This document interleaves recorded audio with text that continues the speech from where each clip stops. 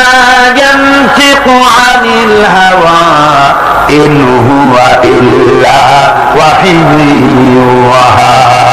নবী আমার নিজের নফসকে অনুসরণ করে, নিজের প্রবৃত্তিকে অনুসরণ করে কোনো কথা বলেন না। নবী যা বলেন সব আমার কথা বলেন, আমি যা বলতে বলি তাই বলেন।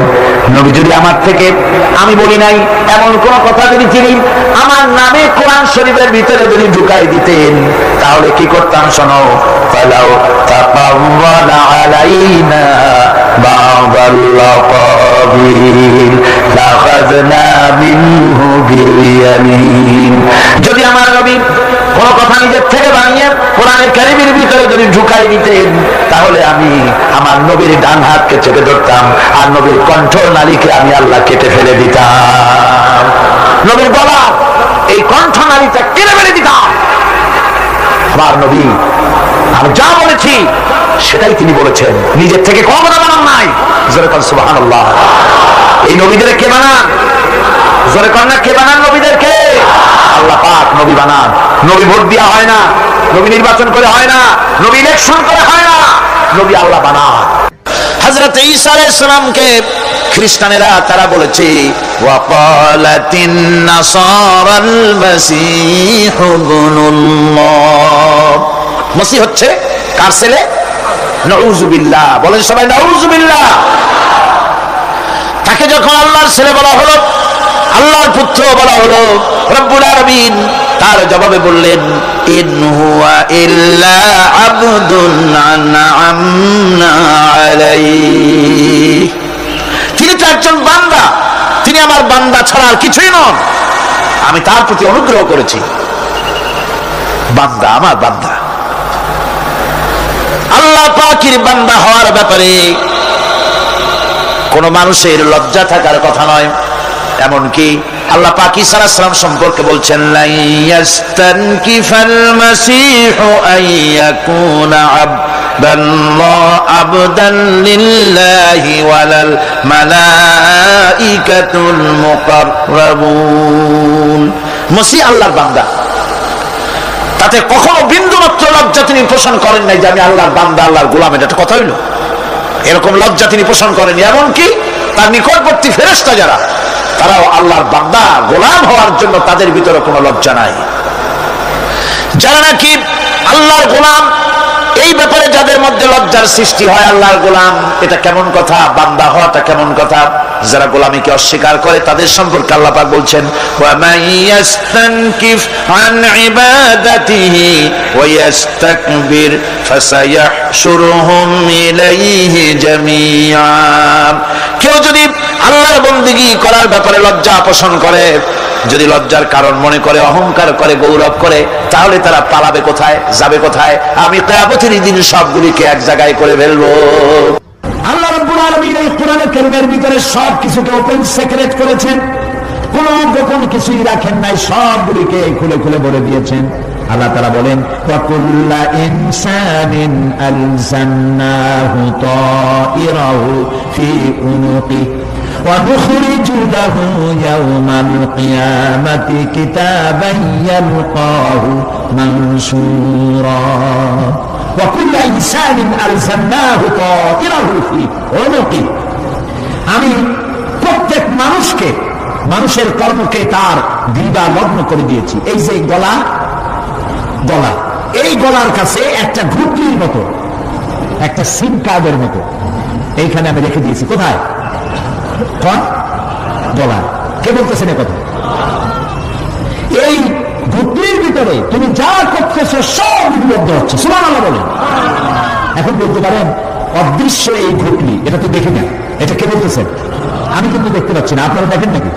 কেউ দেখেন না। হাত দিয়ে ধরে দেখেন পান নাকি? ধরাও যায় না, দেখাও যায়। আল্লাহ বলছেন আছে, তাহলে বিশ্বাস করতে হবে।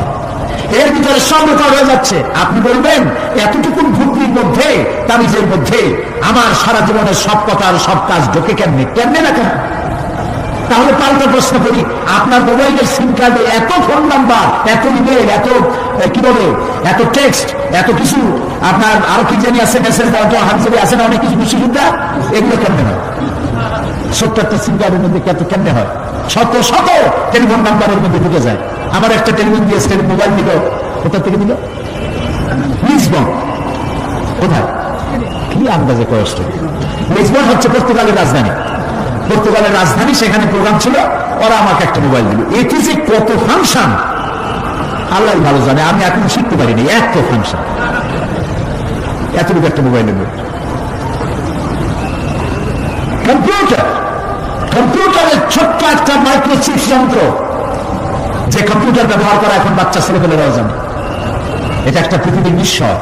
এই কম্পিউটার আপনি যান ব্যাংকে, কম্পিউটারের ছোট্ট সেই মাইক্রোচিপসের মধ্যে সারা চট্টগ্রামের সমস্ত মানুষের টাকা লেনদেন, ট্রানজেকশন, এর যা কিছু আপনি করেছেন সব কিছুর হিসাব এখানে রয়েছে, আছে না?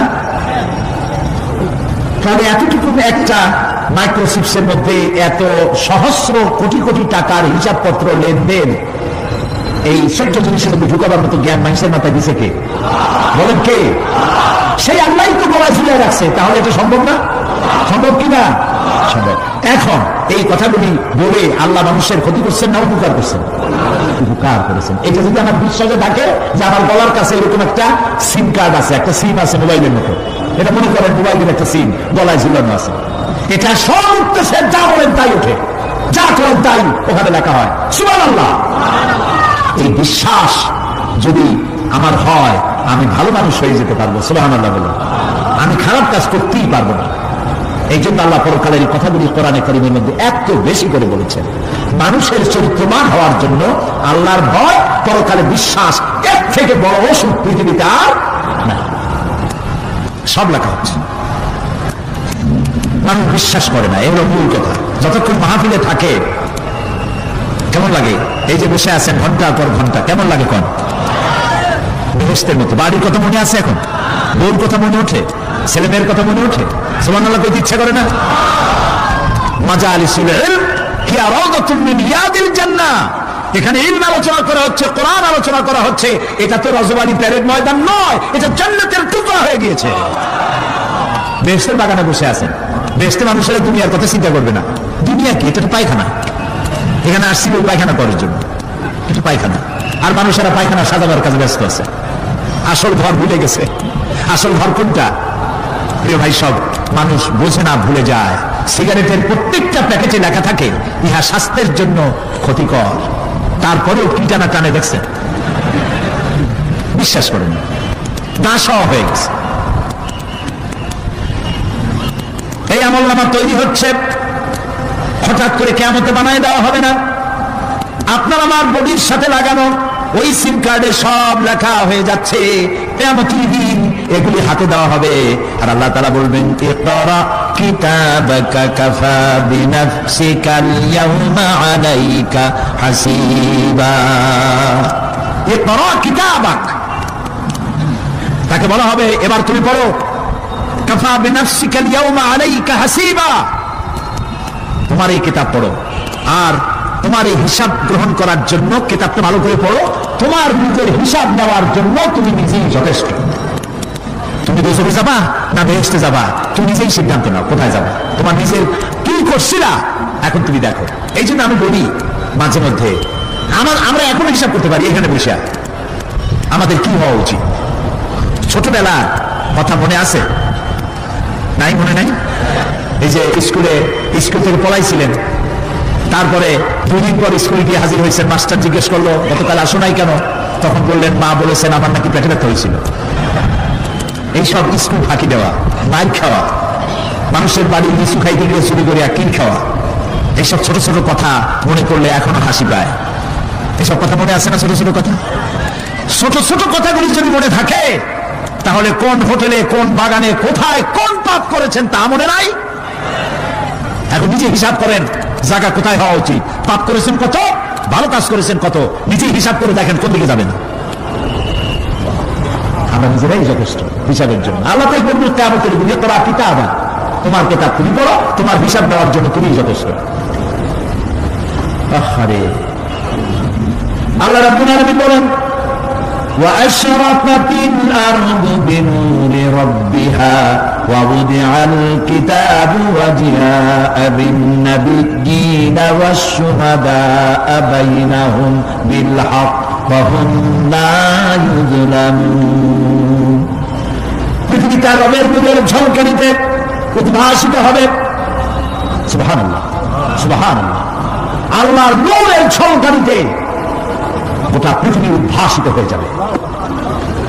আমলনামা তুলে ধরা হবে, পয়গম্বর এবং সাক্ষীগণকে হাজির করা হবে এবং সকলের প্রতি সুবিচার করা হবে, তাদের কারো প্রতি জুলুম করা হবে না। আল্লাহ গ্যারান্টি দিচ্ছেন কারো প্রতি জুলুম করা হবে না। সুতরাং হে মানুষেরা, ইয়া আইয়ুহাল ইনসানু ইন্নাকা কাদিহুন ইলা রাব্বিকা কাদহান ফামুলাকি। হে মানুষ, তোমার পালনকর্তা পর্যন্ত পৌঁছতে তোমাকে অনেক কষ্ট করতে হবে, এরপর তুমি তার সাক্ষাৎ পাবে। কিয়ামতে তোমার সাক্ষাৎ হবে। কাজী তোমার নিজের আমলকে সুন্দর করে আমলকে তৈরি করে নাও। فَأَمَّا مَنْ أُوتِيَ كِتَابَهُ بِيَمِينِهِ فَسَوْفَ يُحَاسَبُ حِسَابًا يَسِيرًا وَيَنْقَلِبُ إِلَى أَهْلِهِ مَسْرُورًا। সুবহানাল্লাহ, সুবহানাল্লাহ। যার ডান হাতে আমলনামা দেওয়া হবে, কিয়ামতের দিন আমলনামাগুলি উড়িয়ে দেওয়া হবে। ইমানদারের সামনের থেকে কোন হাতে, আর বেঈমানের পিছন থেকে বাম। এই আমলনামা যখন যার ডান হাতে আমলনামা পৌঁছে যাবে, তার হিসাব নিকাশ সহজ হয়ে যাবে। আমলনামা হাতে করে আনন্দ চিত্তে সে আপন পরিবারের সঙ্গে মিলিত হতে পারবে। সুবহানাল্লাহ। আল্লাহ কিয়ামতের দিন দয়া করে আমাদের আমলনামা আমাদের ডান হাতে দিয়ে দিও। আল্লাহ তাআলা দয়া করে আমাদের হাতে, আমাদের ডান হাতে আমাদের আমলনামা দিও। দয়া করে আমাদের আমলনামা আমাদের ডান হাতে দিও। আনন্দ চিত্তে পরিবারের সঙ্গে দেখা করে সব পরিবার, মা বাপ, স্ত্রী পুত্র পরিজন, ভাই বোন, বন্ধু বান্ধব নিয়ে এক জান্নাতে থাকার তৌফিক দিও। হে আল্লাহ, বিগত 26 বছর যারাই মাহফিলে এসেছেন তাদেরকে নিয়ে এক জান্নাতে থাকার আমাদেরকে তৌফিক দিয়ে দিও। وَأَمَّا مَنْ أُوتِيَ كِتَابَهُ وَرَاءَ ظَهْرِهِ فَسَوْفَ يَدْعُو ثُبُورًا وَيَصْلَى سَعِيرًا। আর যার আমলনামা পিছন থেকে বাম হাতে আসবে, সে তো মৃত্যুকে আহ্বান করতে থাকবে, মৃত্যুকে ডাকবে। এর থেকে যদি মরে যেতে পারতাম তাও ভালো হইতো। তার আর উপায় থাকবে না, তার জায়গা হবে জাহান্নামে। নাউযু বিল্লাহ। আমরা সবাই বলি নাউযু বিল্লাহ। এরপরে আল্লাহ রাব্বুল আলামিন মিজান খাড়া করবেন, দাড়িপাল্লা। মিজান কি? দাড়িপাল্লা। ইনসাফ কি মুকদ্দাস তারাজু। ইনসাফের প্রতীক কি? তাও করতে পারেন না, জোরে বল না। এটা হচ্ছে ইনসাফের প্রতীক। সুপ্রিম কোর্ট ঢাকা, সুপ্রিম কোর্টের সামনে বিশাল দাড়িপাল্লা টানানো, দেখছেন না? মানুষেরা তো বোঝে না, গ্রাম দিয়ে লোকেরা যায়, যাই যে দেখে এক বাবা জামাত ইসলামের এত বড় অফিস।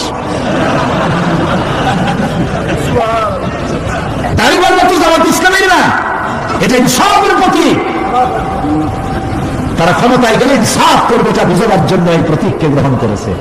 আল্লাহ যেন ইনসাফ করা, আল্লাহ যেন ইনসাফ করার তৌফিক দিয়ে দেয়। বলুন আমিন, জোরে বলুন আমিন। কিয়ামতের দিন, কিয়ামতের দিন এই দাড়িপাল্লা মিজান আল্লাহ তাআলা প্রতিষ্ঠিত করবেন এবং এই মিজানে যার পূর্ণ পাল্লা ভারী হবে সে কৃতকার্য, আর যার পাল্লা হালকা হবে আহা সব শেষ। আল্লাহ রাব্বুল আলামিন বলেন, وَنَضَعُ الْمَوَازِينَ الْقِسْطَ لِيَوْمِ الْقِيَامَةِ فَلَا تُظْلَمُ نَفْسٌ شَيْئًا وَإِنْ كَانَ مِثْقَالَ حَبَّةٍ مِّنْ خَرْدَلٍ أَتَيْنَا بِهَا وَكَفَى بِنَا حَاسِبِينَ। আমি কিয়ামতের দিন ন্যায় বিচারের মানদণ্ড স্থাপন করব, তখন কারো প্রতি অবিচার করা হবে না। যদি কোনো আমল সরিষার দাম মনে হয় আমি তা হাজির করবো। সুবহানাল্লাহ, সুবহানাল্লাহ। এবং হিসাব গ্রহণের জন্য আমি যথেষ্ট। এবং হিসাব মানুষেরা মনে করবে এত মানুষ আদম আলাইহিস সালাম থেকে যে পর্যন্ত এখান থেকে নিয়ে কিয়ামত পর্যন্ত সব মানুষেরই তো উঠবে, সেখানে হিসাব হবে নাকি? একজন একজন করে হিসাব হবে। আল্লাহ বলছেন আল্লাহ সারিউল হিসাব, দ্রুত হিসাব নিতে সক্ষম। আল্লাহ নিজের কানে নিজে শুনবেন, অন্যের মাধ্যমে নয়, নিজে শুনবেন।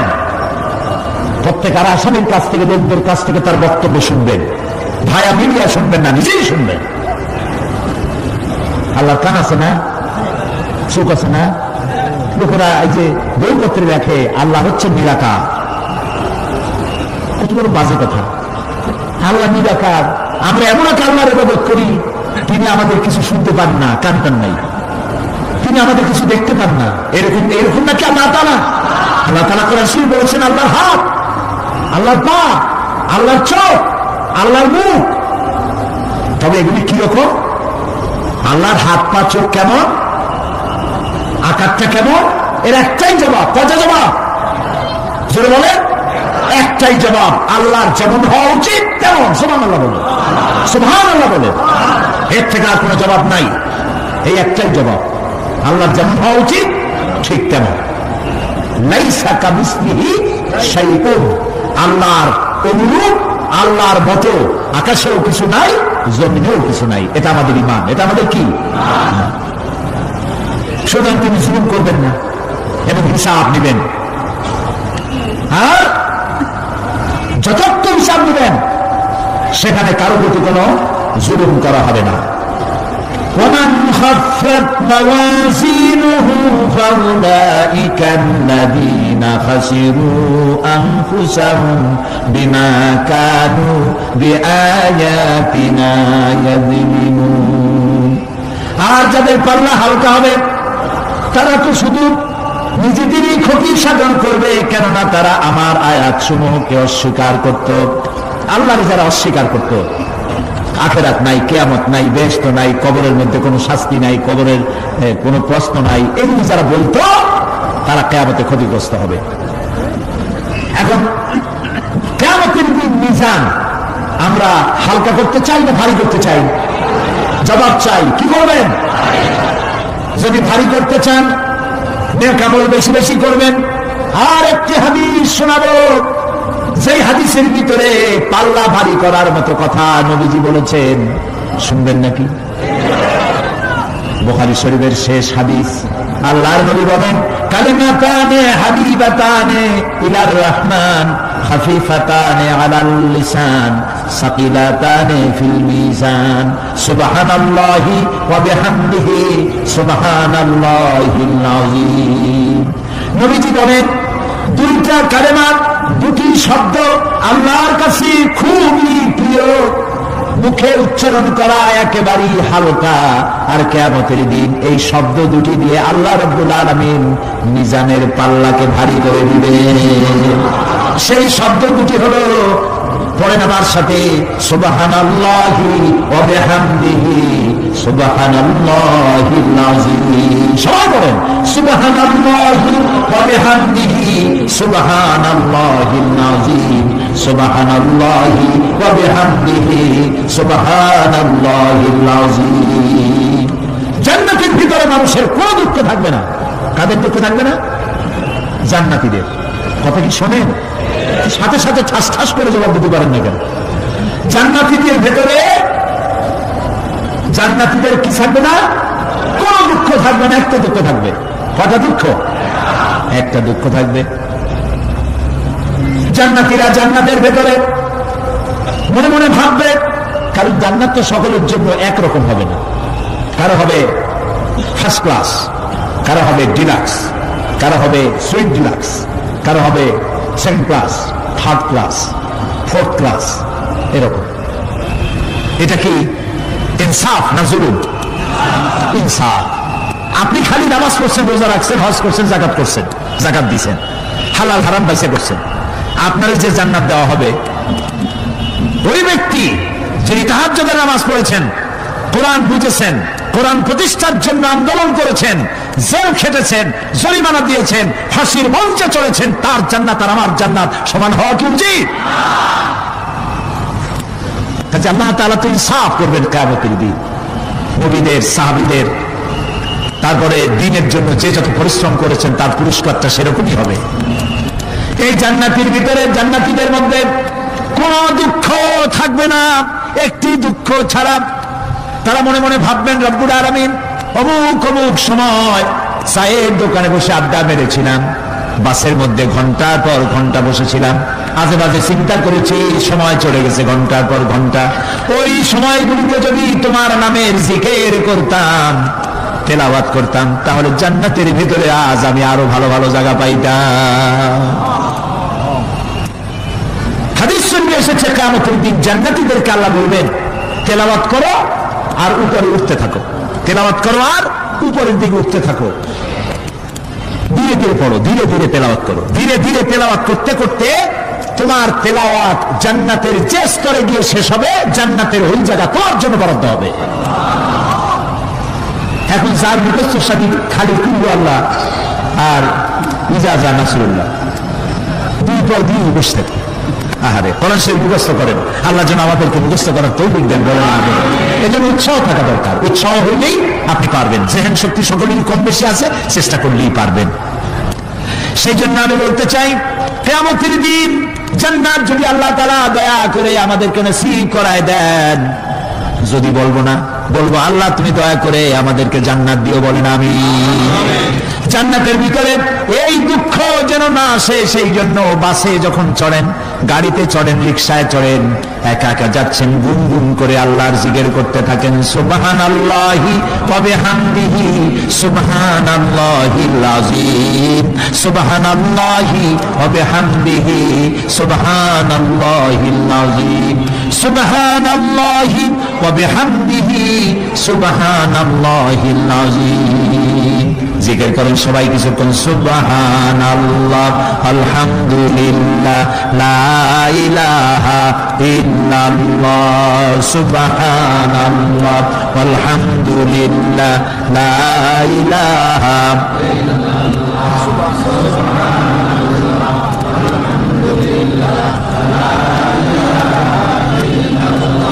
ভালো লাগে না? মজা লাগে না? প্রাণ খুলে বলেন সুবহানাল্লাহ ওয়ালহামদুলিল্লাহ, লা ইলাহা ইল্লাল্লাহ, সুবহানাল্লাহ ওয়ালহামদুলিল্লাহ, লা ইলাহা ইল্লাল্লাহ, মুহাম্মাদুর রাসূলুল্লাহ। ভাইসব, এরপরে আল্লাহ তাআলা বলেছেন সিরাতের কথা, কিয়ামতের দিন সিরাত। কোন সিরাতের নাম শোনেন নাই? কথা না কোনো বুঝি কি শুনছেন? সিরাত। এই সিরাত বলতে বোঝানো হয় এক ঝুলন্ত সেতুকে, যা দোজখ এবং বেহেশতের মাঝখানে সেতু বন্ধন। কিয়ামতের দিন সকল মানুষকে এই সেতু পার হতে হবে। তখন মুমিন ব্যক্তিরা সফলভাবে তা পার হয়ে যাবে, আর এ কাজে ব্যর্থ হবে সে, যে ব্যক্তি ব্যর্থ হবে সে জাহান্নামে নিক্ষিপ্ত হবে। আল্লাহ আল্লাহ আল্লাহ। আল্লাহ রাব্বুল আলামিন বলেন, ওয়া ইন মিনকুম ইল্লা ওয়ারিদুহা কানা আলা রাব্বিকা হাতমান মাকদিয়া সুম্মা নুনজ্জি الذين اتقوا ونذر الظالمين فيها جثيا। তোমাদের মধ্যে সকলেই তা পার হবে, এটা আপনার রবের ফয়সালা, আপনার আল্লাহর ফয়সালা। এরপর আমি খোদাফিরদের উদ্ধার করব, আর জালিমদেরকে সেখানে নত জন্য অবস্থায় ছেড়ে দেব, মানে জাহান্নামের মধ্যে নিক্ষিপ্ত হবে, আর ঈমানদারেরা পার হয়ে চলে যাবে। সুবহানাল্লাহ। আল্লাহ তাআলা যেন দয়া করে আমাদেরকে সিরাত বিজলি গতিতে, বৈদ্যুতিক গতিতে আল্লাহ যেন আমাদেরকে পার করে দেন, বলেন আমিন। সবাই বলেন আমিন। এরপরে শাফাত, শেষ দিবসের প্রতি বিশ্বাসী প্রত্যেক ব্যক্তি সুপারিশ বা শাফাতের বিষয়টা বিশ্বাস রাখতে হবে। দুটি সত্যের ভিত্তিতে শাফাত হবে।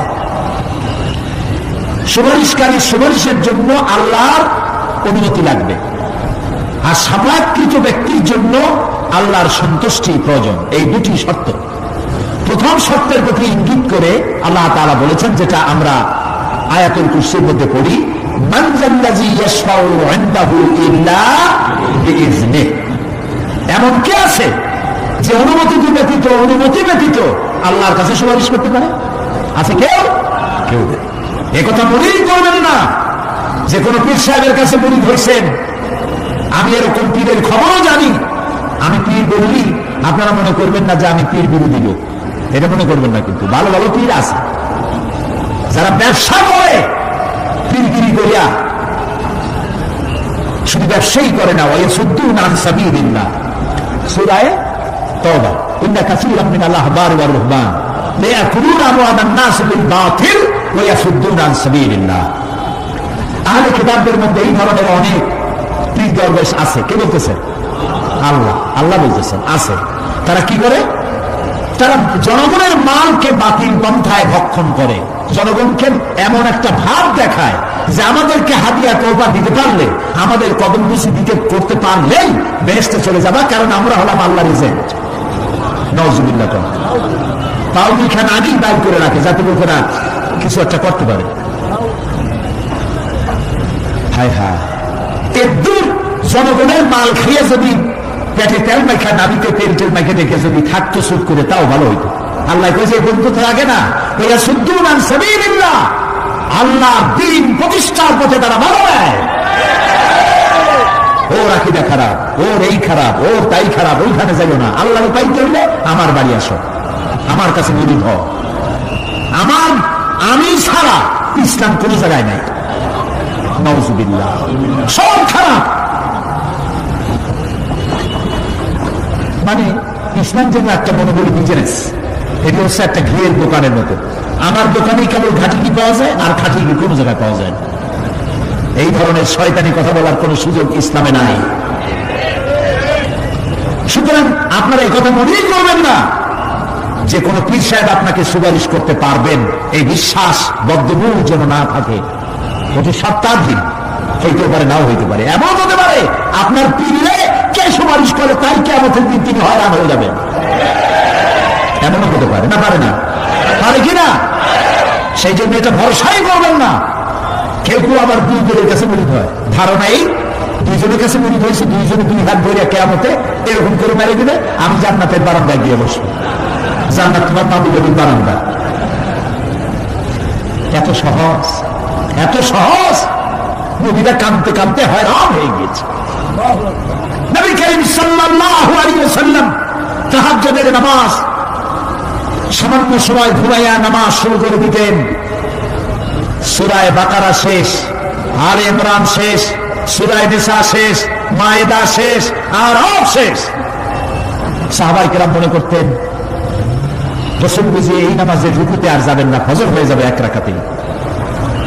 যখন রুকুতে যেতেন মনে হতো আর উঠবেন না, যখন সিজদায় যেতেন মনে হতো ইন্তেকাল করেছেন।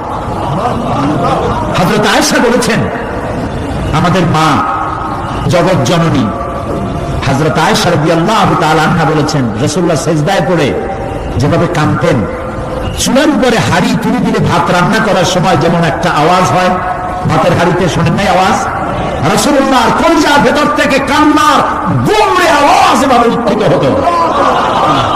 সকাল বেলায় জুতা পায়ে পড়তে পারতেন না, পা বড় খুলে বড় হয়ে যেত। বেহেশত এত সহজ। প্রিয় ভাই সব, কার ক্ষমতা আছে আল্লাহ পারমিশন ছাড়া কথা বলো, সুপারিশ করে? আল্লাহ রাব্বুল আলামিন সুপারিশ করার জন্য যাকে পারমিশন দিবেন আর যার জন্য দিবেন মাত্র সেই ব্যক্তি শুধু তার জন্য সুপারিশ করতে পারবে, নিজের ইচ্ছা মতো কারোর জন্য সুপারিশ করতে পারবে না। আমাদের জাতির পিতা নাম কি? সব সময় মনে রাখবেন, আদৌ বলবেন না। এই প্রশ্নে কোনো আপোষ নাই। জাতির পিতা কে? হযরত ইব্রাহিম আলাইহিস সালাম। কিয়ামতের দিন আল্লাহ রাব্বুল আলামিনের দরবারে ফরিয়াদ করবেন, রব্বুল আলামিন আমার আব্বাজানের জন্য সুপারিশ করি, তুমি দয়া করে তাকে জাহান্নাম থেকে বাঁচায়া দাও। রব্বুল আলামিন বলবেন, ইব্রাহিম তোমার এই সুপারিশ মঞ্জুর হলো না। ইব্রাহিম আলাইহিস সালামের সুপারিশ মঞ্জুর হবে না।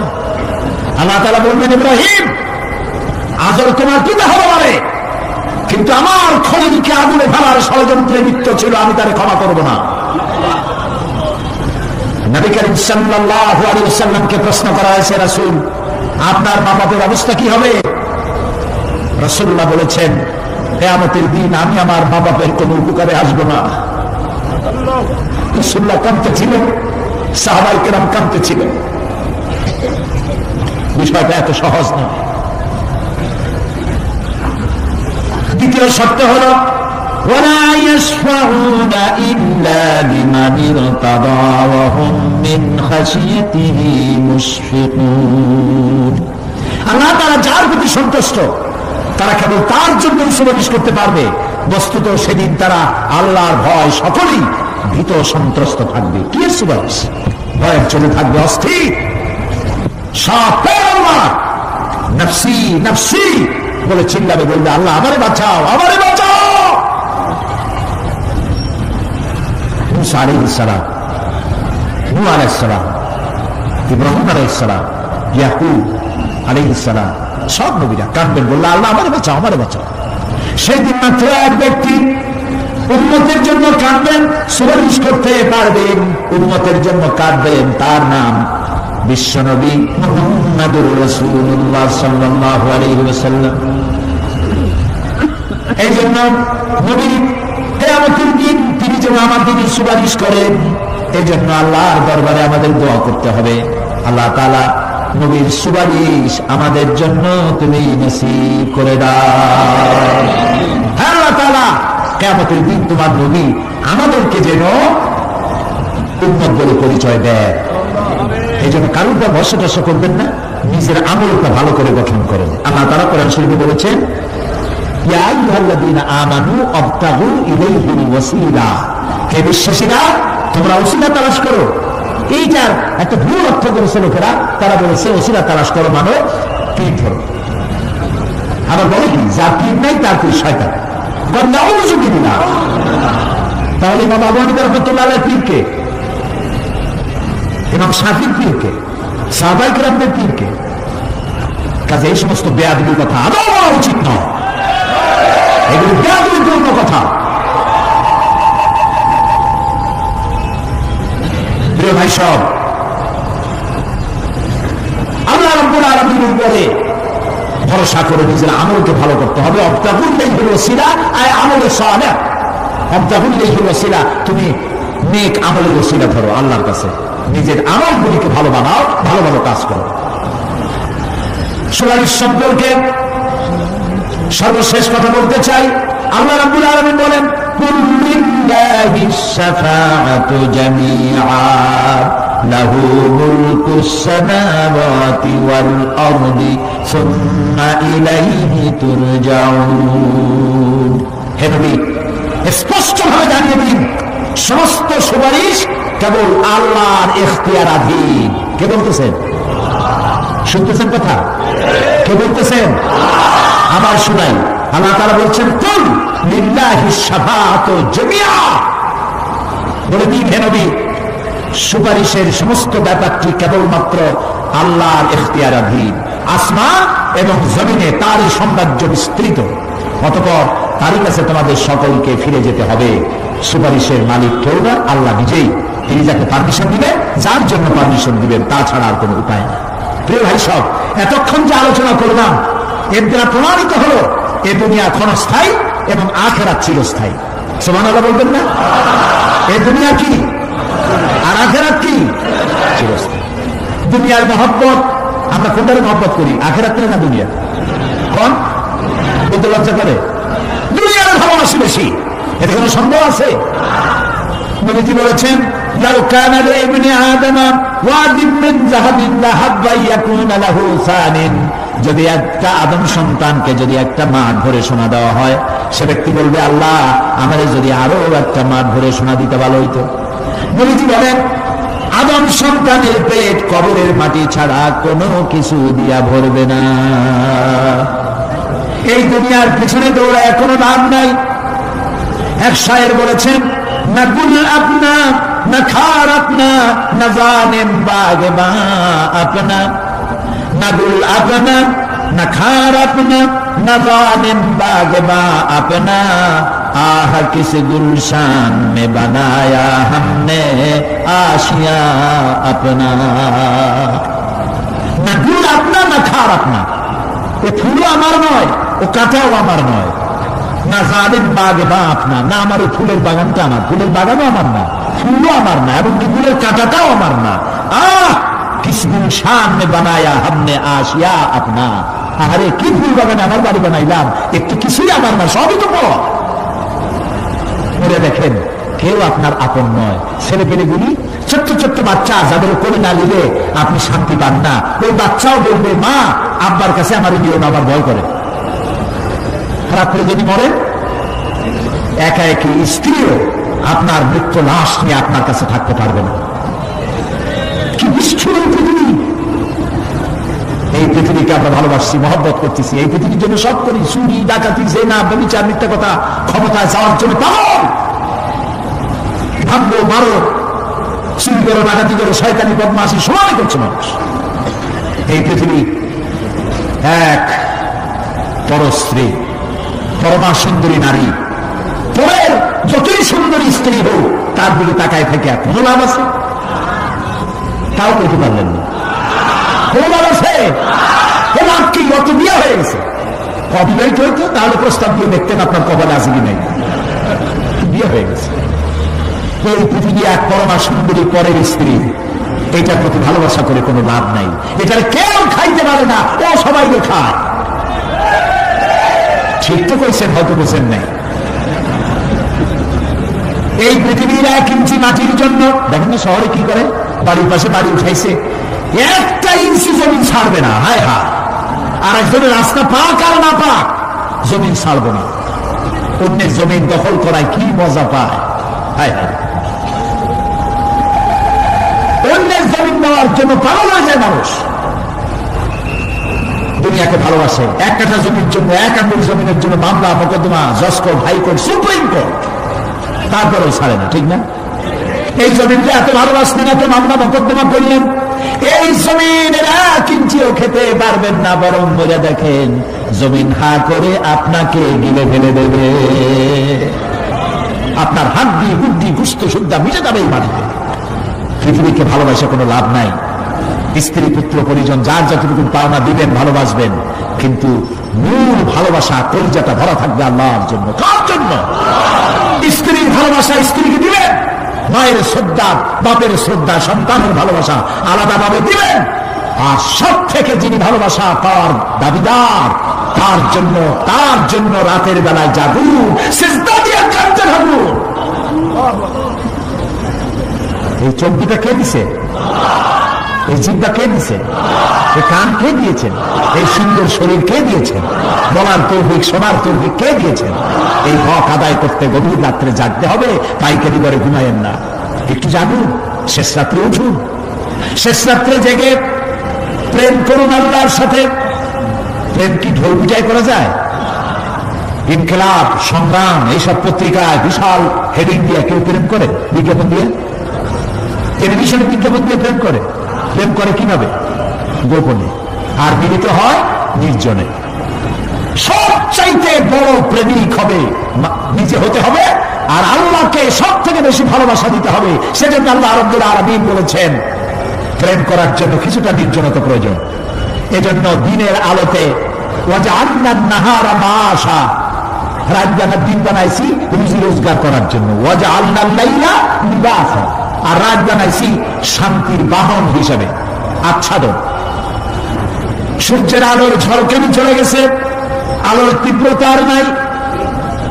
গোটা পৃথিবীর উপরে আমি একটা কালো চাদর দিয়ে ঢেকে দিলাম রাতের আধার, আর একেবারে অন্ধকার না করে আকাশে ডিম লাইটের মতো করে কতগুলি তারা জ্বালাইয়া দিলাম।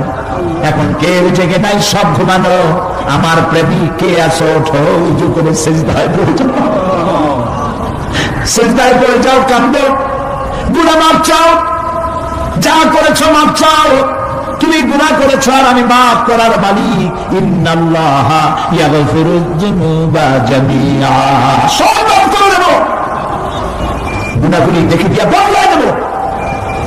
আমার কাছে কাঁদো, চোখে পানি ফেলো। প্রিয় ভাই, সব রাতে জাগবে শুকুন। রাসূলুল্লাহ বলেছেন ওর থেকে ভালো স্বামী আর দুনিয়ায় নাই। কে বলেছেন? রাসূলুল্লাহ বলেছেন ওর থেকে ভালো স্বামী আর দুনিয়ায় নাই, যে গভীর রাত্রে নিজে জেগে তাহাজ্জুদ ওযু করে নিজের বউকে উঠায়, বউ উঠতে চায় না, পানি এনে বউ মুখের উপরে ছিটায় দেয়, ওঠো বিবি একসাথে তাহাজ্জুদের নামাজ পড়ি। রাসূলুল্লাহ বলেছেন ওর থেকে ভালো বউ পৃথিবীতে আর নাই, যে বউ রাতের বেলায় ঘুমের থেকে জেগে তাহাজ্জুদের ওযু করে, স্বামীর উঠাইতে চেষ্টা করে, ওঠে না, ওযুর পানি স্বামীর চেহারায় ছিটায় দেয় আর বলে স্বামী ওঠো একসাথে তাহাজ্জুদের নামাজ পড়ি। এই পৃথিবীতে আমাদের ভালোবাসা যেন শেষ না হয়, এক জান্নাতে যেন থাকতে পারে। কাঁদো, ওঠো, গভীর রাত্রে তাহাজ্জুদের নামাজ পড়ে মাথাটা নিচু করে গুনগুন করে গাইতে থাকে, ইয়া আল্লাহু পড়েন, ইয়া আল্লাহু, ইয়া রহমানু, ইয়া রহিমু, ইয়া হাইয়ু, ইয়া কাইয়্যুম। প্রাণ দিয়া বলেন ইয়া আল্লাহু, ইয়া রহমানু, ইয়া রহিমু, ইয়া হাইয়ু, ইয়া কাইয়্যুম। ইয়া আল্লাহু, ইয়া রহমানু, ইয়া রহিমু, ইয়া হাইয়ু, ইয়া কাইয়্যুম। তাহাজ্জুদের নামাজ পড়ে এভাবে আল্লাহর ডাকে দেখেন চোখ দিয়ে পানির বন্যা নেমে আসে, যদি ঈমান একটু থাকে।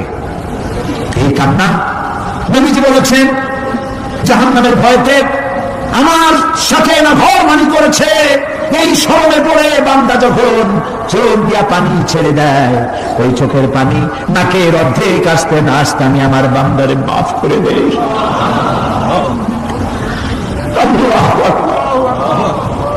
আল্লাহ আমাদের কান্দার তৌফিক দাও, তাহাজ্জুদ পড়ার তৌফিক দাও, পাঁচ ওয়াক্ত নামাজ পড়ার তৌফিক দাও, তোমাকে ভয় করার তৌফিক দাও, তোমার ভয় আর মহব্বত দিয়ে কলিজা বানায় দাও, তোমার রাসূলের মহব্বত দিয়ে আমাদেরকে পাগল বানায় দাও।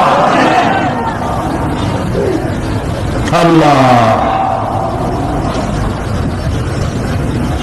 দুনিয়া বড় খারাপ জায়গা। এই দুনিয়ায় আল্লাহর কাছে সৌন্দর্য চাইতে হবে দুনিয়ার, কিন্তু দুনিয়াকে স্থায়ী মহব্বত করা যাবে না। প্রিয় ভাই সব, আপনি যদি লন্ডনে যান, আমেরিকায় যান, কোনোদিন যান নাই, যাইতে হলে এখান থেকে টেলিফোন করেন, ওখানে বন্ধু বান্ধব আছে নাকি? তো লন্ডনে আমেরিকায় সেখানে যাবেন, ওখানে আপনার বন্ধু বান্ধব গ্রামের লোক আছে কিনা খোঁজ করেন, ঠিক না? আবার এখান থেকে ফরেন কারেন্সি নিয়ে যান, যেহেতু ওখানে টাকা চলবে না। টেলিফোন করেন, মোবাইল করেন, ফ্যাক্স পাঠান, আরো টাকা পয়সা সাথে নেন। এরপরেও চিন্তা থাকে আল্লাহ এরপরে যদি কেউ না আসে তাহলে আমি যাবো কেমন। এরপরে যাওয়ার সময় আবার বলে দেন যে ভাই আমি কিন্তু আসতেছি, লন্ডন কোনোদিন আসি না, তুমি কিন্তু এয়ারপোর্টে থাকো। একটা বিদেশে যাওয়ার জন্য এত প্রস্তুতি নেন, তো সব জায়গায় বন্ধু বান্ধব কেউ না কেউ তো আছে, কিন্তু আমরা এমন একটা দেশে যাবো যেখানে কেউ নাই, ফরেন কারেন্সি চলে না, গ্রামের লোক নাই, বাবা নাই, বন্ধু নাই, মা নাই, কেউ নাই। যিনি রিসিভ করবেন, যার সাহায্যের কান্ডাল বদামল করে তার শত্রু বানায় রাখছি, বন্ধু বানাইতে পারি না, তাহলে কি জবাব হবে কিয়ামতে? কি হবে কবরে? কি হবে উপায়? এই জন্যে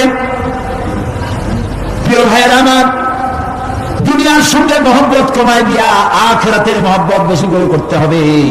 আর দুনিয়ায় যতদিন বেঁচে আছি ততদিন নেক আমল করে মানুষের সাথে সদাচরণ করতে হবে।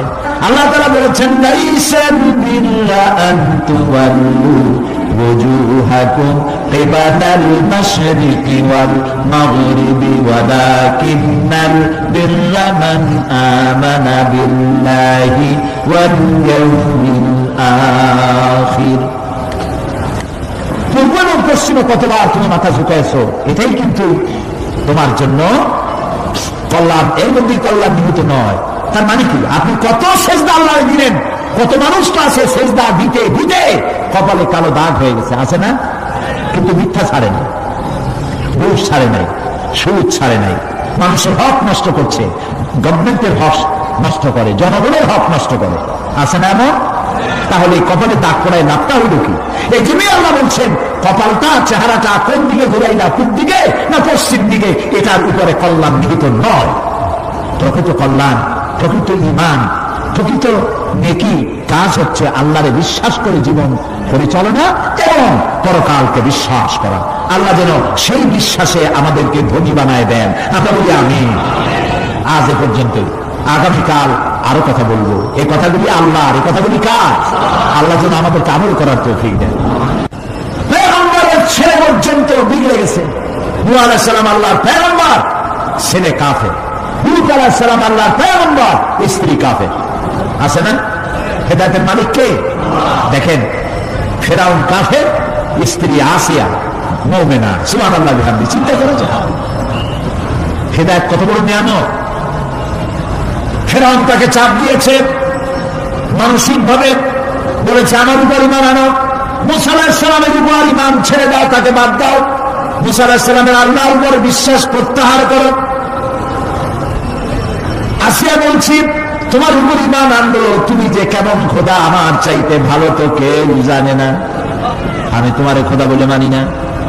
ফেরাউন বলল, লোক লস্করকে ডেকে বলল, এরে নিয়ে যাও, এদেরকে তক্তার মধ্যে লোহাগুলি ফুটায় দিয়া সেই লোহার উপরে ভূত করে শোয়া দাও, আর চতুর্দিক থেকে মারতে থাকো, পিটাইতে থাকো, লোহাগুলি শরীরে ফুটতে থাকুক, তার চিল্লানির আওয়াজ যেন আমি সিংহাসনে বসে শুনতে পাই। আল্লাহর এই বান্দিকে তক্তার উপরে হাজার লোহা ফুটাইয়া তক্তা উল্টায় দিয়েছে। লোহাগুলি কি হয়েছে? খারাপ হয়ে গেছে। ওর উপরে ভূত করে শোয়া পিটানো শুরু হয়েছে। হযরতে আসিয়া প্রাণ ভিক্ষা চাইবেন না।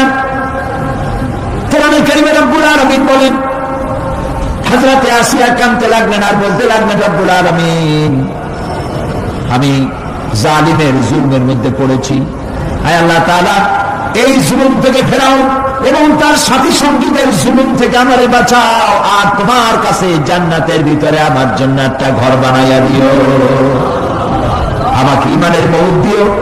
রব্বুল আলামিন ফেরেশতাদেরকে অর্ডার করলেন, আমার ফেরেশতারা আসমানের দরওয়াজাগুলি খুলে দাও, আমার আসিয়া যেন আমার জান্নাত দেখে তার রূহ যেন জান্নাতের দিকে পরওয়াজ করতে পারে। হেদায়েত আল্লাহ যারা দেন, আগুনের উপরে দাঁড়িয়ে সে আগুনের অগ্নি পরীক্ষা দিয়ে হেদায়েতের উপরে টিকে থাকে, আর কপালে যার নাই হেদায়েত থেকে বিগড়ে যায়। এই জন্য আল্লাহর কাছে দোয়া করতে হবে, রব্বানা লা তুযিগ কুলুবানা বা'দা ইয হাদাইতানা ওয়া হাব লানা মিন লাদুনকা রাহমাতান ইন্নাকা আনতাল ওয়াহ্হাব। জিজ্ঞেস করবেন, জিজ্ঞেস করবেন বান্দাকে। আল্লাহ নিজে বান্দাকে জিজ্ঞেস করবেন।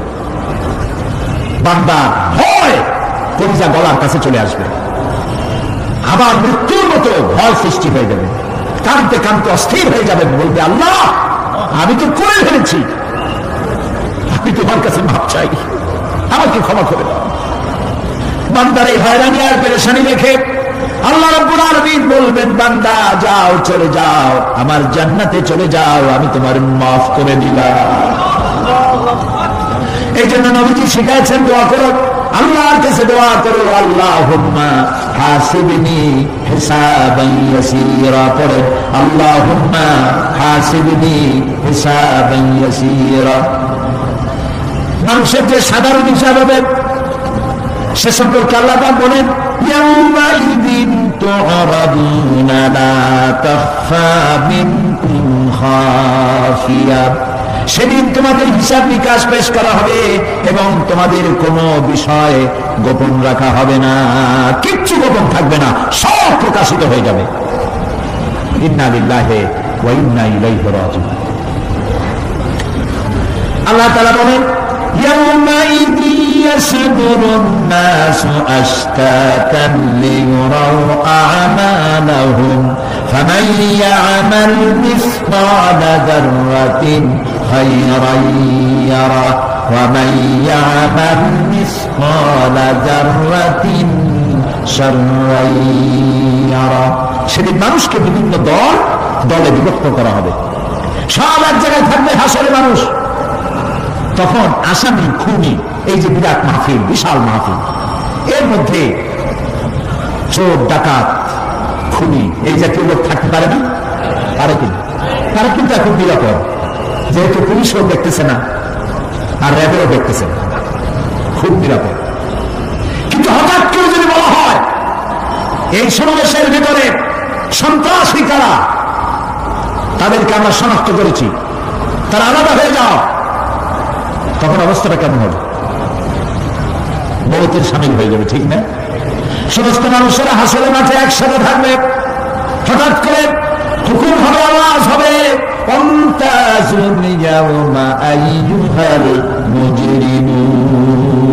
অপরাধীর দলের আলাদা হয়ে যাও। নেককার থেকে তারা তখন আলাদা হয়ে যাবে, দলে দলে বিভক্ত হয়ে যাবে, বিভক্ত হবে, এবং তাদের কৃতকর্ম তাদেরকে এই জন্য করা হবে যাতে করে তাদের কৃতকর্ম তাদেরকে দেখানো যায়। অতঃপর কেউ যদি সরিষা পরিমাণ ভালো কাজ করে পুরস্কৃত করা হবে, সরিষা পরিমাণ খারাপ কাজও যদি করে দেখানো হবে, এবং সেজন্য তাকে তিরস্কার ভোগ করতে হবে, শাস্তি দিতে হবে। প্রিয় ভাই সব, সেই কঠিন হাসরের ময়দানে সমস্ত মানব গোষ্ঠীকে একত্রিত করা হবে। আমলনামা বলতে সেখানে বোঝানো হয় আমলনামা উপস্থিত করা হবে, যাতে মানুষের সকল ধরনের কর্মগুলিকে লিপিবদ্ধ করে রাখা হয়েছে। আল্লাহ তাআলা বলেন, وَوُضِعَ الْكِتَابُ فَتَرَى الْمُجْرِمِينَ مُشْفِقِينَ مِمَّا فِيهِ وَيَقُولُونَ يَا وَيْلَتَنَا مَا لِهَذَا الْكِتَابِ। আর আমলনামা সামনে রাখা হবে, তাতে যা লেখা আছে তার কারণে আপনি অপরাধীদেরকে ভীত এবং সন্তুষ্ট দেখতে পাবেন। আল্লাহ তাআলা বলছেন আমলনামা হাতে এসে যাবে, এবং এই হাতে আমলনামা পাওয়ার পর তারা বলবে, মা লিহাযাল কিতাব লা ইউগাদিরু সাগীরাতান ওয়ালা কাবীরাতান ইল্লা আহসাহা। এটা কি আশ্চর্য কিতাব! বড় বড় পাপ যা করেছি তাও লেখা হয়েছে, ছোট ছোট পাপ যা করেছি তাও লেখা হয়েছে। ووجدوا ما عملوا حاضرا ولا يظلم ربك أحدا। যা যা তুমি আমল করেছিলে সমস্ত কৃতকর্ম কাগজে পত্রে লেখা আছে। তোমার রব কারো প্রতি জুলুম করবেন না। ওয়াল্লাহু বিযাল্লামিন লিল আবিদ। আল্লাহ তাআলা বান্দার উপরে কখনো জুলুম করেন না। এগুলি সব উপস্থিত হয়ে যাবে, বিশ্বাস করেন? এখানে মাত্র কয়েকজন লোক করেছি, এটা তো ইমানের প্রশ্ন। এসব কথা যা বলা হলো বিশ্বাস করেন? আল্লাহ যেন এই বিশ্বাস আমাদের কলিজার মধ্যে গেড়ে দেন, বলেন আমিন। রব্বুল আলামিন তার বান্দাকে এত ভালোবাসেন, একজন সাহাবী কতগুলি পাখির বাচ্চা নিয়ে রাসূলের কাছে হাজির হয়েছেন। আল্লাহর নবী বলেন, এই পাখির বাচ্চাগুলি আনলা কেন? সাহাবী বলেন, হুজুর এই পাখির বাসাটা ভেঙে গিয়েছিল, বাচ্চাগুলি যখন ধরলাম ওর মা আমার মাথার উপরে ঠোকরাতে লাগলো, সে নিজের জীবনের মায়াকে উপেক্ষা করে বাচ্চাগুলিকে হেফাজত করার জন্য আমার উপরে ঝাঁপিয়ে পড়লো। আমি নিয়ে এসেছি এখানে, এই দেখুন ঘরের মধ্যে ঢুকেছে, এখানে ওই পাখিটা এসেছে।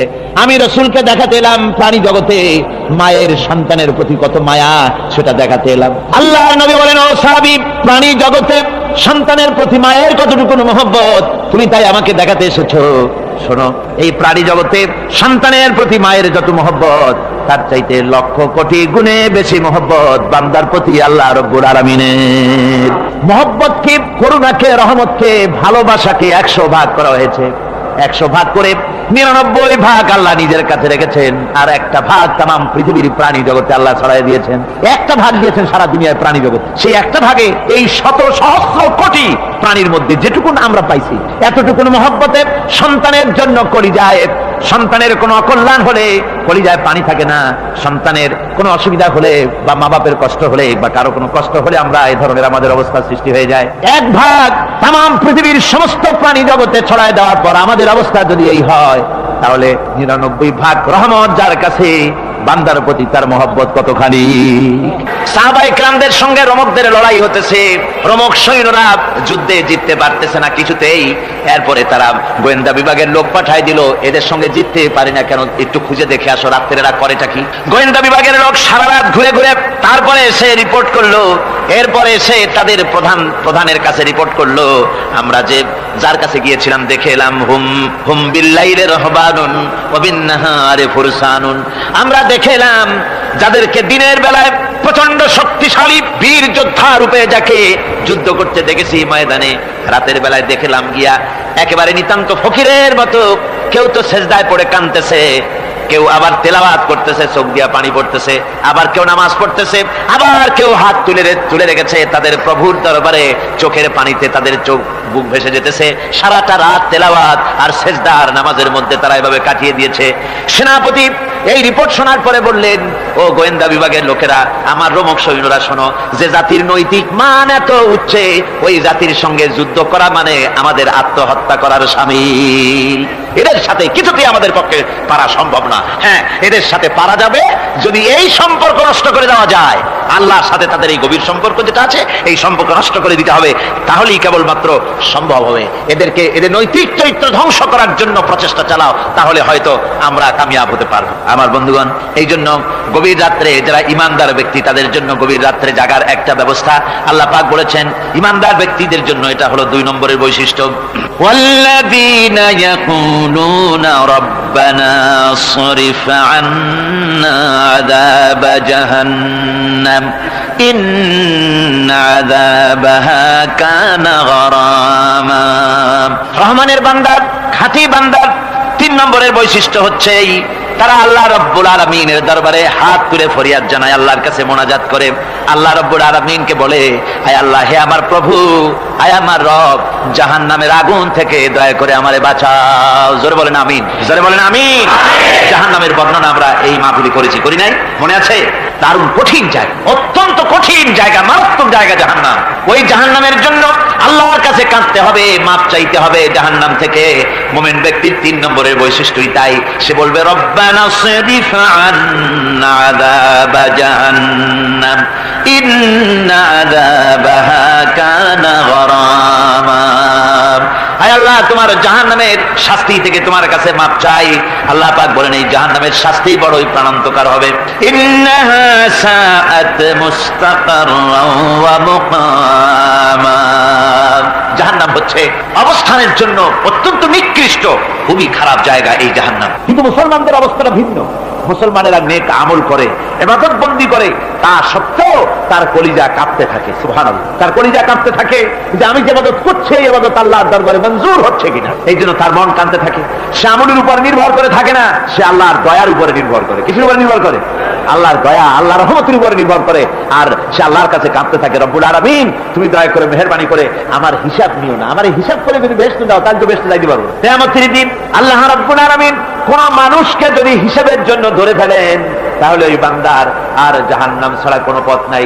এই জন্য আল্লাহ শিখাই দিয়েছেন, বান্দা দোয়া কর, ওয়া আদখিলনাল জান্নাতা বিগাইরি হিসাব। আয় আল্লাহ, বিনা হিসাবে তোমার জান্নাত আমাকে দান করো। আবার হুজুর দোয়া করেছেন, আল্লাহুম্মা হাসিবনি হিসাবান ইয়াসীরা। আয় আল্লাহ, তুমি আমার সহজ হিসাব নাও। পড়েন, আল্লাহুম্মা হাসিবনি হিসাবান ইয়াসীরা। হিসাবে ইয়াসীর, সহজ হিসাব। আয় আল্লাহ, তুমি আমার সহজ হিসাব নাও। হাদিসের ব্যাখ্যায় এসেছে সহজ হিসাব কি?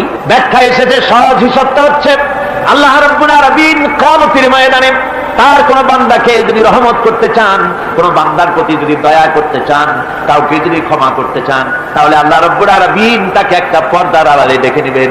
একটি পর্দার আড়ালে দেখে নিয়ে আল্লাহ পাক জিজ্ঞেস করবেন, বান্দা তুই কি এই গুনাহগুলি করেছিস নাকি, এইটা এই সব গুনাহ করেছিস নাকি? আল্লাহ জিজ্ঞেস করবেন বান্দাকে, অবস্থাটা কেমন হবে চিন্তা করেন, বান্দা এইগুলি করেছিস নাকি? বান্দা ভয়তে থরথর করে কাঁপতে থাকবে, কলিজা ভয়তে কাঁপতে থাকবে, অস্থির হয়ে যাবে। সে স্বীকার করবে, রব্বুল আলামিন তুমি যা বলেছো আমি এর সব অন্যায় আমার দ্বারা হয়েছে, আমি বুঝতে পারি নাই, আমাকে মাফ করে দাও। রব্বুল আলামিন বান্দাকে বলবেন, যা বান্দা আমি তোকে মাফ করে দিলাম, আমার জান্নাতে চলে যা। সুবহানাল্লাহ সুবহানাল্লাহ। সুতরাং জাহান্নামের শাস্তি থেকে সব সময়ের জন্য আল্লাহর কাছে মাফ চাইতে হবে। ওয়াল্লাযীনা ইযা আনফাকু লাম ইউসরিফু ওয়া লাম ইয়াকতুরু ওয়া কানা বাইনা যালিকা কাওয়ামা। রহমানের প্রকৃত খাঁটি বান্দা তারা, যারা নাকি যখন খরচ করে খরচের সময় বেহুদা খরচ করে না, আবার খরচের ভিতরে কার্পণ্যতাও তারা করে না। ওয়া কানা বাইনা যালিকা কাওয়ামা, এই দুইয়ের মাঝে তারা ভারসাম্য রক্ষা করে, মধ্যম নীতি অবলম্বন করে চলে। তার মানে হলো পয়সা আছে বলি এই পয়সা দিয়ে তারা মদ খায় না, জুয়া খেলে না, বিনা বাজার ইত্যাদি শয়তানি বদমাশি সিনেমা হল ইত্যাদি বানায়া পাপের বোঝা বাড়ায় না। তারা অতিরিক্ত কোনো খরচ করেন, আবার অর্থ পূজারী ব্যক্তির মতো কার্পণ্যতাও তারা করে না। দুইয়ের মাঝে তারা ভারসাম্য রক্ষা করে। এক শ্রেণীর লোক আছে মাল শুধু জমায়, খরচ টরচ করে না। কোরআন শরীফে বলা হয়েছে আল্লাযী জামা মালান ওয়া আদ্দাদা, মাল জমা করে আর গুনতে থাকে, মাঝে মধ্যে আবার টেলিফোন করে, হ্যালো সোনালী ব্যাংকের ম্যানেজার সাহেব নাকি? বলে হ্যাঁ, দেখুন তো আমার আমলনামাটায় কত আছে এখন। হিসাব টিসাব করে আর তাড়াতাড়ি, এখন তো আর আমলনামা দেখতে সময় লাগে না, তাড়াতাড়ি দেখা যায়। আগে যেমন ব্যাংকে গিয়ে যদি জানতে কেউ চাইতো যে আমার ডেবিট কত, ক্রেডিট কত, ব্যালেন্স কত ইত্যাদি জানতে চাইলে তাকে একেবারে সেই লেজার খোলা লাগে, বিরাট বিরাট বই, বড় বড় কিতাব যা গরুর গাড়ি দিয়ে টানা লাগে, এত বিশাল বিশাল বই ছিল। এখন সেগুলি সংক্ষিপ্ত হয়ে একেবারে কম্পিউটারের মধ্যে ঢুকানো হয়েছে। কম্পিউটারের ভেতরে রয়েছে একটা ছোট্ট যন্ত্র যার নাম হলো মাইক্রোচিপস, একেবারে এতটুকু ছোট্ট মাইক্রোচিপ। এই মাইক্রোচিপসের ভেতরে হাজার হাজার ক্লায়েন্টসদের ডেবিট ক্রেডিট, তাদের ট্রানজেকশন, তাদের ব্যালেন্স সবকিছু রয়ে গেছে। আপনি যখনই জিজ্ঞেস করবেন সে বাটন একটা দাবালো আর সাথে সাথে স্ক্রিনে এসে গেল আপনার নাম কি, বাপের নাম কি, দাদার নাম কি, কত টাকা জমা করছিলেন, কোন কোন তারিখ উঠাইছেন, হাতে কত নিছেন কত, 14 গোষ্ঠীর ইতিহাস একটা চাপে চলে আসে। তো আমি মানুষকে এভাবে বলি যে এই বুদ্ধিটা যিনি দিলেন, লোকেরা বলে তো কয় যে কিয়ামতের দিন আল্লাহ নাকি আমলনামা দিয়ে মানুষের সামনে হাজির করিয়া, ইমানদারের সামনের থেকে ডান হাতে, বেঈমানের পিছন থেকে কোন হাতে, বাঁ হাতে। এখন ওই আমলনামা সারা জীবনে যত কথা বলছি, যত কাজ করছি সব তাতে লেখা থাকবে। তাহলে সেটা তো একটা বিশাল একটা বই হবে, তো আমরা হাতে করে ধরবই বা কেমনে, আর ওটা হবেই বা কেমনে, আর ওটা পড়বই বা কেমনে। এখন তো বুঝতে সহজ হয়েছে কেমনে পড়বেন। মানুষের মাথায় যদি এই বুদ্ধি আসে, একটা ছোট্ট মাইক্রোচিপসের ভেতরে যদি হাজার হাজার ক্লায়েন্টসদের কোটি কোটি শত শত সহস্র কোটি একটা মাইক্রোচিপসের ভিতরে ঢুকানো যায়, তাহলে এই বুদ্ধি যিনি দিলেন তিনি বুঝি এর চাইতে ছোট্ট বইয়ের মধ্যে আপনারা আমলনামা উঠে দিতে পারবেন নাকি? যারা বলেন পারবে কিনা? নিশ্চয়ই পারবেন, হাজার ভাবার পারবেন বন্ধুগণ। সুতরাং এরা মাল জমা করে আর গনে, জিজ্ঞেস করে ম্যানেজার সাহেব কত হয়েছে, বলে যে এত লক্ষ এত। তখন আবার চিন্তা হয় যে আরো কত টাকা জমাইতে পারলে কোটি হয়, তারপরে আরো 200 কোটি হয়, এভাবে তারা জমাইতে থাকে, খরচ করে না। তো এ ব্যাপারে সন্তানের জন্য, সন্তানদের জন্য খরচ যেটা লাগে সেটা স্ত্রী পুত্র সন্তান আত্মীয় স্বজন যে আছে যা, তাদের জন্য যে পরিমাণ খরচ করা লাগে তা যদি না করে তাহলে এটা হচ্ছে বখিলি। আর খরচ করতে গিয়ে যদি বেশি করে তাহলে সেটা হচ্ছে বেহুদা খরচ। এখন এই বেহুদা খরচ থেকে আমাদেরকে বাঁচতে বলা হয়েছে। বিষয়টা হচ্ছে নিজের আত্মীয় স্বজন সন্তান সন্ততির জন্য খরচ করতে হবে যা লাগে তাই, আর আল্লাহর রাস্তায় যখন দেওয়ার কথা আসে তখন প্রাণ খুলে দান করতে হবে। দেখেন লোকেরা যখন আল্লাহর রাস্তায় দান করতে বলা হয় পকেটের মধ্যে হাত দিয়ে তারপর আঙ্গুল অনেক সময় কষাকষি করে। একজনে জিজ্ঞেস করলাম, মিয়া পয়সা দিবাতে এত পকেটে হাত রাখিয়া বাইরে করো না মোটে? কাজে বসে দেখতেছি শিখি না 10 পাই। তাহলে এইভাবে আল্লাহর রাস্তায় দেওয়ার সময় এই যে কার্পণ্যতা, এই কার্পণ্যতা মানুষকে তাকে শেষ করে দেয়, তার ইমানকে নষ্ট করে দেয়। আর পয়সা আছে বলে বেশি খরচ করতে হবে, যেমন বিবাহে লোকেরা খরচ করে আমাদের দেশে, কোরবানি করতে গিয়ে খরচ করে। হ্যাঁ, কোরবানি করবেন আপনি, ভালো একটা কোরবানি করবেন, আপনার পয়সা যেমন আছেন তেমন, কিন্তু 50,000 টাকা দাম দিয়ে একটা গরু কিনা, সেই গরুর গলায় মালা দিয়া এরপরে সারা শহরে প্রদর্শনী করতে হবে, এর কোনো যুক্তি নাই। আছে কোনো যুক্তি? যদি তা হয় তাহলে ওই গরু যিনি কেনেন তারও গলায় মালাই দিয়া দুজনে একসাথেই ঘুরানো দরকার, বুঝলেন? আমার বন্ধুগণ, আপনি কোরবানি করবেন, কোরবানি আপনার 10,000 টাকায় হয়ে যেতে পারে, 15,000 টাকায় হয়ে যেতে পারে, বাকি টাকাগুলি আল্লাহর রাস্তায় খয়রাত করে দেন। কত গরিব আত্মীয় আছে তাদের দিয়ে দেন। 50,000 টাকা দিয়ে বিরাট বাজারের সেরা গরু খরিদ করে কোরবানি দিচ্ছেন। অর্থটা কি? মানুষকে দেখাচ্ছেন আল্লাহর দরবারের গোশত যাবে না, চামড়া যাবে না, রক্ত যাবে না, যাবে আপনার নিয়ত। কি যাবে? নিয়ত। সুতরাং আল্লাহর রাস্তায় যখন খরচ করবেন সেই খরচ করার ব্যাপারে তখনও নিয়তটা দেখতে হবে। হালাল পথে খরচ করতে গেলেও নিয়তটা দেখতে হবে, এবং তখনও বেহুদা খরচ করা যাবে না। বিবাহে যেভাবে খরচ আজকাল করে মানুষেরা, হুজুর সাল্লাল্লাহু আলাইহি ওয়াসাল্লাম বলেছেন যে বিবাহে যত খরচ কম সেই বিবাহ তত বরকতপূর্ণ। আর আমরা মনে করি বিবাহে যত বেশি খরচ বাড়ানো যায় ততই এটা বেশি শানদার হবে, উল্টা চিন্তা করি। আল্লাহ রাব্বুল আলামিন এর পরে বলছেন والذين لا يدعون مع الله إلها آخر ولا يقتلون النفس التي حرم الله إلا بالحق ولا يزنون ومن يفعل ذلك يلقى أثاما। আর রহমানের খাঁটি বান্দা যারা, তাদের পঞ্চম নম্বরের বৈশিষ্ট্য হচ্ছে যে তারা আল্লাহর সাথে, আল্লাহকে বাদ দিয়ে অন্য কাউকে ইলাহ বলে, মাবুদ বলে ডাকে না। এই ব্যাপারেও ব্যাখ্যা আমরা এই মাহফিলে দিয়েছি, মনে আছেন আপনাদের?